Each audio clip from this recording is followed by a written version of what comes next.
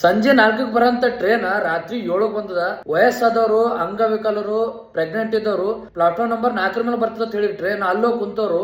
ಆಮೇಲೆ ಒಂದ್ ತಾಸ ಆದ್ಮೇಲೆ ಪ್ಲಾಟ್ಫಾರ್ಮ್ ನಂಬರ್ 1 ಮೇಲೆ ಬರ್ತಂದ್ರು, ಅಲ್ಲಿ ಹೋಗಿ ಕುಂತರು ಎಲ್ಲ ಬ್ಯಾಗ್ ತಗೊಂಡು.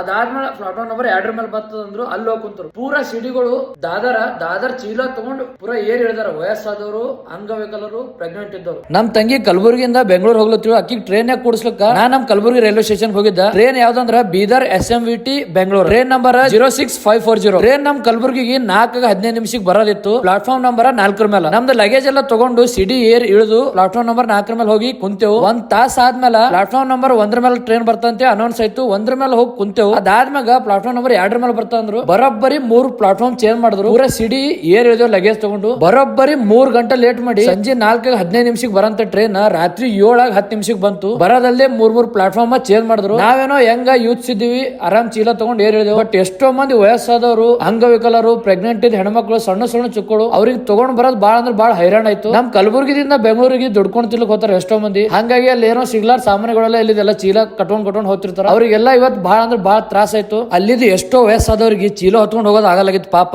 ಈ ತಪ್ಪಿಗೆ ಹೊಣೆ ಯಾರು? ಇದೇ ತರ ತಪ್ಪ ಮತ್ತ ಆಗ್ಬಾರ್ದಂದ್ರ ಏನ್ ಮಾಡ್ಬೇಕಂತ ಕಮೆಂಟ್ ಮಾಡಿ ತಿಳಿಸ್ರಿ. ಸಂಬಂಧಪಟ್ಟ ಅಧಿಕಾರಿಗಳಿಗೆ ಈ ವಿಡಿಯೋ ಶೇರ್ ಮತ್ತು ಟ್ಯಾಗ್ ಮಾಡ್ರಿ. ನಮಸ್ಕಾರ.